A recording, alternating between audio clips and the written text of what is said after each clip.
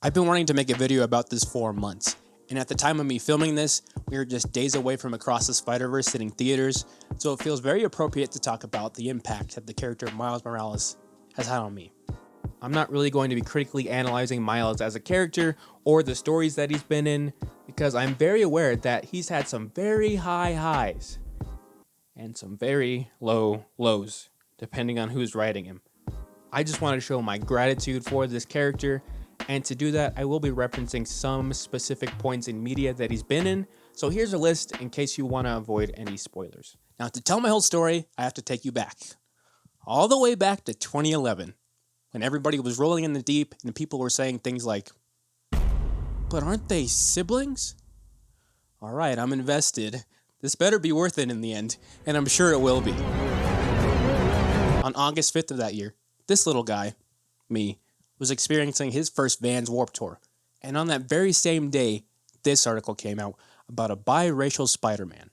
17-year-old me read that article a couple days after, and while this wasn't the first time that I'd seen a black superhero, shout out to Static Shock, and while it also wasn't the first time that a person of color had taken up the mantle of Spider-Man, when I saw that first panel featuring Miles, I kinda went, I thought I was the only one.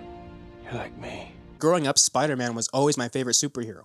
I remember taking issue 252 of The Amazing Spider-Man to kindergarten to read during our free reading time. I remember watching the 90s cartoon. Get back here, Shocker! Shocker! Hey, look out! I remember going to see the first Raimi film in theaters, which probably led to what was my first panic attack because of Willem Dafoe's Green Goblin. Especially when everything starts going haywire, he's like freaking out. I remember not being able to breathe and being like so panicked that eventually I had to leave the theater. But I still love it. So the fact that there was now a Spider-Man that looked like me and had a family that looked like mine was mind-blowing. And my family felt the same way. I remember showing my mom that article and showing her the picture of Miles, and she said, "That's you." I also have to mention that this was around the time that people started to look at me and go, "You know who Chris reminds me of?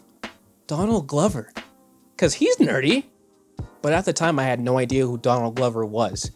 I remember one kid saying that to me in science class, and I asked him, "You mean the guy from Lethal Weapon?" And he said, "No, I'm talking about Childish Gambino, Troy from Community." I think it was maybe a year or so later I finally looked up Donald Glover, started listening to Childish, and then he quickly became one of my biggest creative inspirations. So when I eventually watched Community and found out about his connection to the Spider-Man franchise and the creation of Miles, wow. You just wrinkled my brain, man. now my family heritage isn't a total one-to-one with Miles. I come from a black and Mexican household, but I still relate to the dynamic a lot. Having that stern but loving father that's pushing you because he knows that you can be great, while having a mom that normally takes a softer approach. And through the many different iterations of the character, I've related to a lot of the struggles that Miles has faced, wondering if I can measure up to those great expectations, while also worrying that I'm going to succumb to the same pitfalls that my family has. And also the greatest struggle that's probably the most common among all Spider people: loss. I lost my dad in early 2012, and even now I find it hard to describe the magnitude of an event like that happening at such a young age.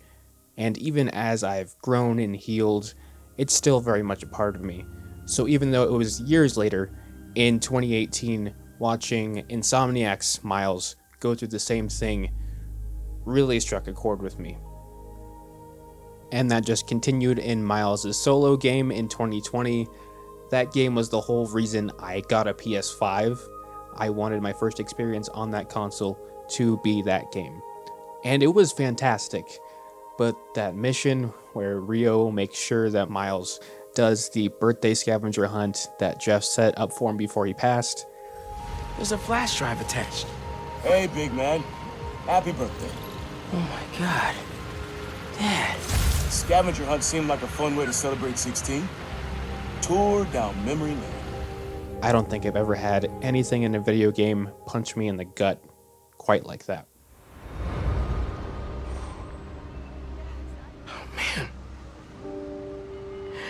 was not ready for that.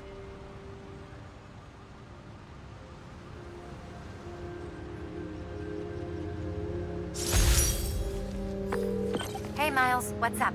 Hey, Mom. Just finished a scavenger hunt. Thank you so much for putting it together. For a little while, it was like he was back. He never left, mijo. I love you. I love you, Ma. And speaking of being punched in the gut, of course I have to talk about Into the Spider-Verse. What's crazy is that Into the Spider-Verse came out on December 14th. That's also my dad's birthday. So just another reason to feel like Miles is a kindred spirit to me. My mom and I watched that in theaters on my dad's birthday, and we cried a lot. And it's still my favorite movie, and I'm pretty sure it always will be. Okay, let's do this one last time, yeah? This video took me a lot longer to do than I thought it would, and just some things have come up. Life happens, but a lot of those things were good things. First things first, no, I'm not speaking into a Trolls doll. I remembered that I do have a windscreen for this microphone, but it looks like this. I have seen Across the Spider-Verse twice, and that's how I got this little guy. Did you want to say anything? Hey. So the first time I saw it was with one of my buddies. Absolutely blew me away. I can't believe that they surpassed Into the Spider-Verse, and I have no doubt that they'll be able to stick the landing with Beyond the Spider-Verse. The second time I saw it with my bandmates, and we went for one of our other buddies' birthdays, and also my mom was able to go. So as you can guess, we also got emotional during the scenes between Rio and Miles in this movie as well.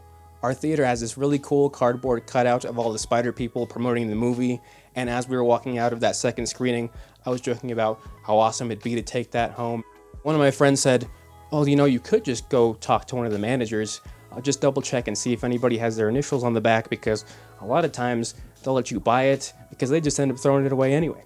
So as I'm talking to my friend about this, my mom just goes right up to one of the workers that's taking the tickets, and then she asks if we can buy the cutout. He says he's not sure, so long story short, he got his manager, and then that manager got his manager, and he said, "You know what, I'll just give it to you. A lot of times we just have to compress it and throw it away because most people don't have room for it in their houses. So just give me your info and then I'll call you." And honestly, we were pretty blown away. My mom told the guy, "You have no idea what these movies mean to us, what this character means to us," and he was really happy that he could help us out. So this is going in my mom's house because there's no room at my place, but it's definitely a family heirloom now. My entire life has just been consumed by the Spider-Verse once again.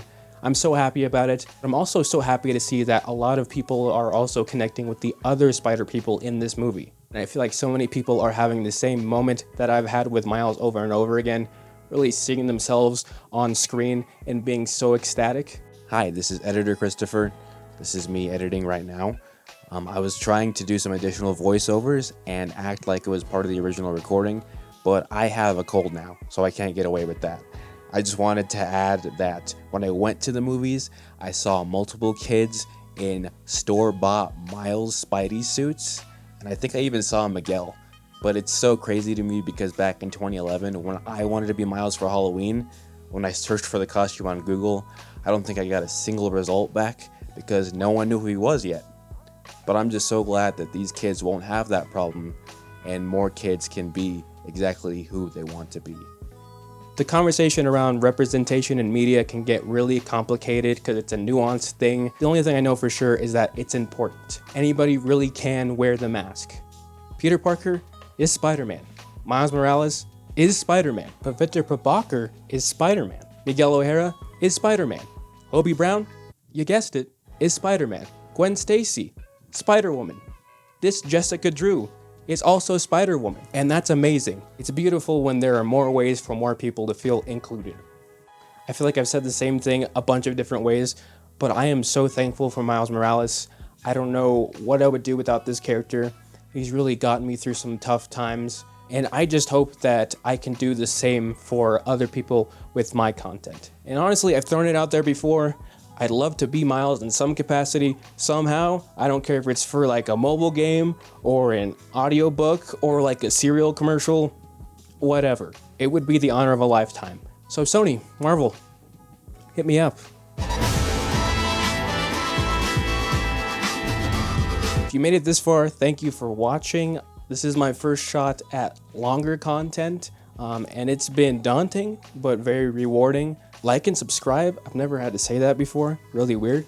But yeah, thanks. I'll see you in the next one.